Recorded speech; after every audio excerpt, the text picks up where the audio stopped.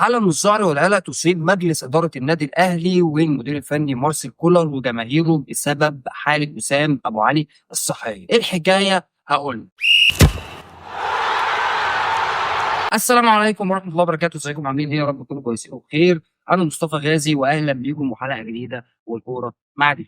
حلقة النهاردة هنتكلم فيها عن تفاصيل كتير، من أهمها إصابة وسام أبو علي اللي حصلت له في الطيارة أثناء عودة الفريق من بوديفوار بعد مباراة أسك أبيتشان. طبعا في الساعات الأخيرة طلع علينا أخبار إن وسام أبو علي تعرض لحالة من الإغماء داخل الطيارة أثناء العودة في الطريق، ولكن سرعان ما توجه طبيب النادي الاهلي للاطمئنان على حاله وسام ابو علي. مش بس كده، وسام ابو علي هيخضع النهارده باذن الله لفحوصات على القلب.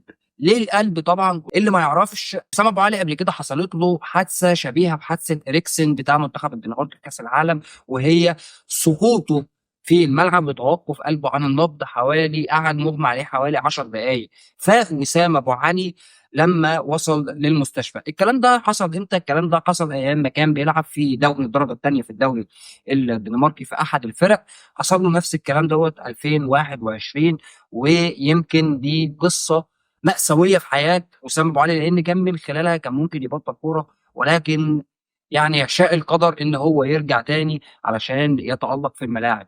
بس كده وسام ابو علي زمايله خافوا عليه جدا لدرجه ان هم فكروه ان هو خلاص توفاه الله، ولكن هو كان فاقد للوعي بسبب مشكله كانت عنده في القلب. علشان يتوجه النهارده الدكتور احمد جاب الله دكتور النادي الاهلي بعمل الفحوصات اللازمه للاطمئنان مره اخرى على قلب وسام ابو علي، خصوصا ان الحاله بتاعه الاغماء اللي حصلت له حاله مفاجاه بالنسبه للرياضي، يعني بالنسبه للراجل جسمه رياضي، معاه برنامج تغذيه صحيه كويسه، معاه فريق طبي متكامل، معاه كل حاجه مهيئه له الظروف اللي هو يبقى فيها يعني بشكل احسن، في احسن صحه واحسن حاله. ولكن الحركه اللي حصلت ديت ملهاش اي علاقه بموضوع الرطوبه العاليه اللي كانت في ابيجان اثناء المباراه والكلام ده كله، لان اسامه ابو علي مش اول مره يسافر مع النادي الاهلي. ففي حاله تصيب الجهاز الفني واداره النادي الاهلي بالقلق على حاله وسام ابو علي الصحيه. اتمنى ان الله سبحانه وتعالى يتم شفاؤه على خير، وما يكونش فيه تداعيات اكبر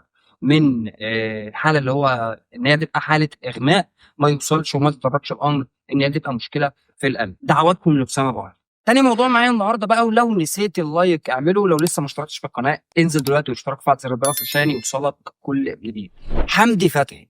حمدي فتحي طبعا كلنا عارفين، ونزل بيان على صفحه النادي الاهلي ان نادي الوكره القطري وافق على يعني استعارة حمدي فتحي الشهر بتاع كأس العالم للأندية، بالعلاقات الطيبة اللي بين رئيس الوكرة القطري وكابتن محمود الخطيب والنادي الأهلي. أعلن على صفحته كابتن حمدي فتحي، نزل عنده على البيج بتاعته إن هو إيه، يا مرحب بالعودة، أو إن أنا راجع لبيتي تاني، أو الكلام ده كله.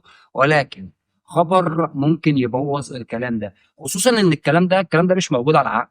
يعني موضوع انتقال حمدي فتحي للأهلي في كاس العالم للانديه كلام مش موثق على عقود، ده كلام كده ايه، زي ما بيقولوا بالحب ما بين رئيس الوكره القطري وما بين كابتن محمود الخطيب، علشان في تقارير سعوديه قالت ان نادي الفتح السعودي يطالب بالتعاقد مع حمدي فتحي، اما اعاره 6 شهور مع اخذ قيمه الشراء، او لو انتوا عايزين تبيعوه خالص تمام احنا ممكن ناخده. الامر اللي الناس في نادي الوكره القطري نفوه بشكل تماما، ولكن تقارير صحفيه والاعلام السعودي وتقارير صحفيه سعوديه كلهم اثبتوا واتكلموا وطلعوا ادله وتقارير ان نادي الفتح السعودي يريد التعاقد مع حمدي فتحي. الامر هنا لو تم وراح حمدي فتحي للفتح السعودي، يبقى باي باي على حمدي فتحي في كاس العالم للانديه، لان مش هيبقى هو على ذمه النادي القطري في الوقت ده، هيبقى على ذمه نادي الفتح، لانهم واخدينه 6 شهور كاس العالم للانديه في شهر 6. طب هو دلوقتي هينتقل من دلوقتي، عمال ما يخلص فتره الانتقالات او يخلص الموسم المعامل اللي جاي ممكن يوصل لاخر 6. طب انت عايزه قبل شهر 6، لان مارسيل كولر مشدد ان اللعيبه اللي تيجي الشهر اللي هو بتاع كاس العالم للانديه، ولكن قبلها بشويه عشان يبداوا ان هم يتاقلموا على الفريق. طبعا حمدي فتحي مش جديد على الفريق، ومش جديد على مارسيل كولر، ومش جديد على اللعيبه اللي موجوده، ولكن الراجل عايز يعمل اكبر يعني ايه كيمياء متظبطه ما بين اللعيبه في الوقت ده. فحمدي فتحي جاي الاهلي ولا مش جاي الاهلي؟ يعني ده اللي احنا هنعرفه الفتره الجايه. عرض السعودي تم، يبقى ما فيش حمدي فتحي بنسبه كبيره جدا. العرض السعودي ما تمش، يبقى حمدي فتحي معانا هنا. اخبار جوه نادي الزمالك بتشير الى كابتن حسين لبيب قدر ان هو يتوصل لاتفاق علشان يسوي الموضوع بتاع سيف الدين الجزيري، خصوصا بعد رحيل عمر فرج. خلاص عمر فرج رحل على سبيل الاعاره، علشان كده يسيب مكان للمهاجمين في نادي الزمالك. كده مفيش غير حسام اشرف. طبعا حسام اشرف امبارح في الكونفدراليه ساهم، احرز هدفين، وده اللي لفت انتباه كريستيان جروس علشان خاطر لما جه طلعه الناس بدات تسال طب انت طلعت حسام اشرف ليه؟ ده هو ماشي بشكل كويس. الراجل في المؤتمر الصحفي وقال احنا ما عندناش يعني ايه وفر في اللعيبه في المكان دوت، فانا لازم احافظ عليه للماتشات اللي جايه. بالفعل توصل كابتن حسين لبيب ليه يعني تسويه الامور مع سيف الدين الجزيري، لان سيف الدين الجزيري طبعا كان لما حاجته من النادي وخد بعضه ومشى، املا في ان هو يرفع شكوى على او يقدم شكوى في الفيفا على نادي الزمالك عشان مستحقاته. بدا مسؤولين نادي الزمالك برئاسه كابتن حسين لبيب ان هو يقعد مع سيف الدين الجزيري والمحامي بتاعه عشان يسووا الموضوع ده، واتفقوا معاه على الاتي: انت يا عم سيف ليك شغل. قال له ايوه يا عم الحاج، انا ليا فلوس وانت ليك شغل مني. يعني بالبلدي كده انا بقدم شغلي انت بتديني فلوس، انا قدمت شغلي انت ما اديتنيش فلوس. طيب بص يا عم سيف، احنا دلوقتي هنتفق، انت هتاخد جزء كبير من مستحقاتك المتاخره والباقي هنجدوله. تمام كده؟ تمام يا عم حسين. ايه اللي هيتم بعد كده؟ قال لك ان العقد اللي احنا كنا المفروض كاتبينه مع بعض ولسه ما توثقش هنوثقه، ولكن تعالى على نفسك شويه يا عم سيف وايه ونزل المقابل المادي شويه. قال له ماله يا ابو الحاج، انا ايه في خدمه نادي الزمالك، ولكن اضمن ان انا ابقى في التشكيله الاساسيه، لان الفتره الاخيره انا خرجت بره الصوره نهائي. قال له دي امور فنيه ومش عارف ايه. قال له لا انت هتقعد تتكلم مع الراجل والكلام ده كله. وهنا كابتن حسين لبيب قدر ان هو يتوصل لاتفاق مع سيف الدين الجزيري عشان سيف الدين الجزيري يعود مره اخرى لقياده هجوم نادي الزمالك مع ناصر منسي وحسام اشرف. اخر موضوع معايا النهارده موضوع علي معلول. علولو اسرع دليفري في مصر. يمكن علي معلول يعني هو مش محترف داخل صفوف النادي الاهلي، هو واحد من اساطير النادي الاهلي. مصير علي معلول داخل جدران النادي الاهلي خلاص حسم بشكل نهائي في ايد مارسيل كولر فقط لا غير.